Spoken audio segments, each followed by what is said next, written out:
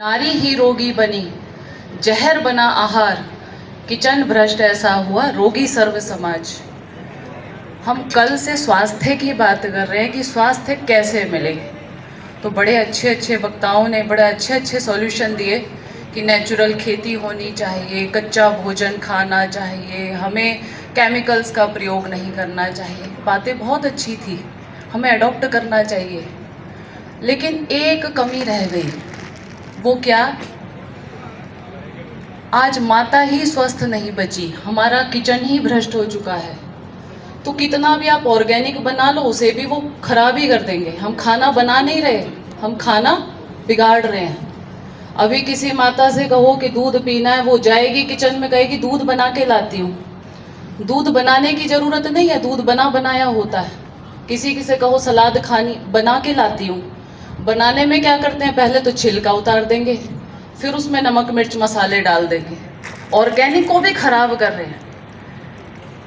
प्राकृतिक चिकित्सा, योग, आयुर्वेद, नेचुरल खेती, इस विषय पे जो हमारा कार्यक्रम चल रहा है, इसमें कहीं ना कहीं मुझे आज जो सबसे ज़्यादा कमी दिखी वो माताओं बहनों में जागरूकता की कमी। हमें कहावत बोलते हैं कि मर्दों को कस्सी और औरतों को चक्की जरूर चलाना चाहिए अगर स्वस्थ रहना चाहते हो तो। आज हम औरतें मॉडर्न हो चुकी हैं, और मॉडर्न औरतें क्या करती हैं?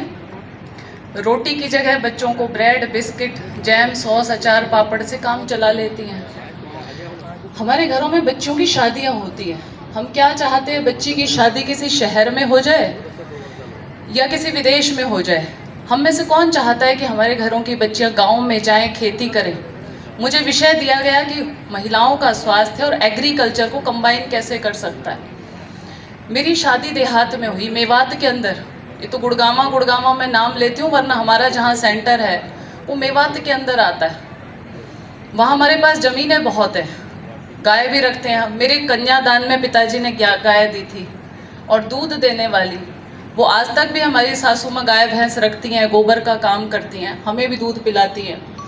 अब नेचुरोपैथी वालों ने तो दूध बंदी कर रखा है कि दूध मत पियो, पर कारण तो यही है कि घर में गाय नहीं है। अब कितना भी बढ़िया दूध पी रहे हो, कितना भी अच्छा घी खा रहे हो, यहीं से खरीद रहे हो ना आप, ये कह रहे हैं अच्छा है। जब तक घर में नहीं रखोगे गौ माता को, घर में खेती नहीं करोगे, जब तक शुद्ध दूध और घी की कल्पना ही समझ लेना आप। ये मत सोचना अभी नकली गाय दे रहे थे, मैं कल बैठे बैठे सोच रही थी कि एक छोटी छोटी बच्चियां असली दे देते इनको, और घर में पलवाते कि चलो जो ये बात करते हैं ना बड़ी बड़ी, गाय पालो खेती करो, इनको कहो जरा कि गाय पालो खेती करो। हम कर रहे हैं वो काम। हमारा 2 एकड़ में रेजिडेंशियल नेचुरोपैथी हॉस्पिटल है, हम अपने पेशेंट्स को वही खिलाते हैं जो वहाँ उगाते हैं, क्योंकि थोड़े से लोग ही आते हैं हमारे पास, कहते हैं जी बैकवर्ड सा इलाका है, ज़्यादा सुविधाएं नहीं हैं आपके पास। और मैं अक्सर यही कहती हूँ कि जहाँ साधन है, जहाँ सुविधाएं हैं, वहाँ साधना नहीं, और जहाँ साधना है वहाँ साधन नहीं। आज के समय में हमारी विडंबना यही है। मेरे पिताजी doctor Brajendra Arya ji, he is the senior most naturopath of India, आज 90 वर्ष की उम्र में स्वस्थ हैं, मेडिकल डिपार्टमेंट छोड़ करके नेचुरोपैथ बने थे। इनका मुहिम था कि विदेश में नहीं जाऊंगा, गांव में रह करके काम करूंगा। पूरा जीवन इन्होंने लगा दिया।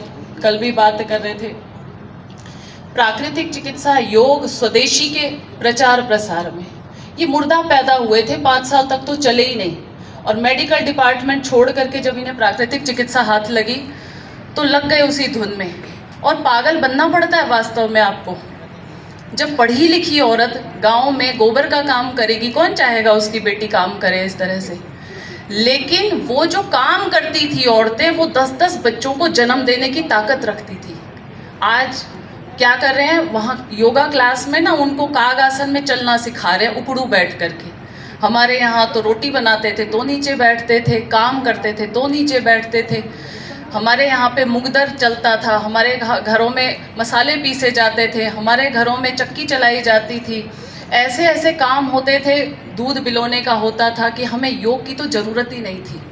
लेकिन अब जब वो काम ख़त्म हो गए तो औरतें इतनी कमज़ोर हो चुकी हैं, हर औरत को इनफर्टिलिटी की प्रॉब्लम होती जा रही है, पीसीओडी, पीसीओएस, हार्मोनल डिस्टर्बेंस तो आजकल जिसे देखो सबको है, मूड स्विंग्स, मेनोपॉज के टाइम पे कहेंगे जी दिक्कत आती है।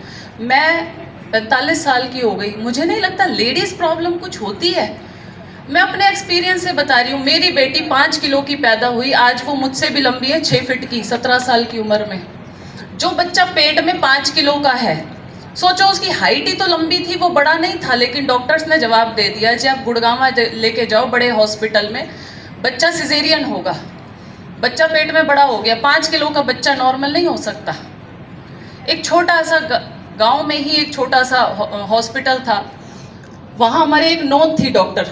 मैंने कहा जी बच्चा नॉर्मल ही होगा, जिस प्रकृति ने पेट में पैदा किया क्या वो निकालने की ताकत नहीं रखती? लेकिन हमें डरा दिया जाता है। अब तो बच्चे ने पॉटी कर दी, नाल हो गई, ये तो अटक गया, ये तो उल्टा हो गया बच्चा, और तुरंत सिजेरियन कर दिया जाता है। पहले कुत्तों की वैरायटियां सुनते थे हम, पमेरियन और ये ऐसा, और ये गाय की नस्ल और ये कुत्तों की नस्ल। अभी इंसानों की नस्ल बदल गई सारी की सारी। टेस्ट ट्यूब बेबी है, पता नहीं कहाँ कहाँ से क्या, सारे जब टेस्ट उनके खत्म हो जाते हैं ना, तब वो हमारे पास ऐसे पेशेंट आते हैं जो कहीं ठीक नहीं होते। IVF भी फेल हो चुका था, आते ही 1.5 महीने में प्रेगनेंसी हो गई। हमने क्या करवाया उनको, हमने कहा काम करो, नीचे बैठ के झाड़ू पोछा लगा लो, अगर योग नहीं कर सकते तो। हठ योग जिसे हम कहते हैं ना, पावर योग, आज हम सुबह यहाँ पे कर रहे थे, थोड़ा टफ करना, थोड़ा सा सूर्य नमस्कार भी थोड़ा उसको खींच करके करना।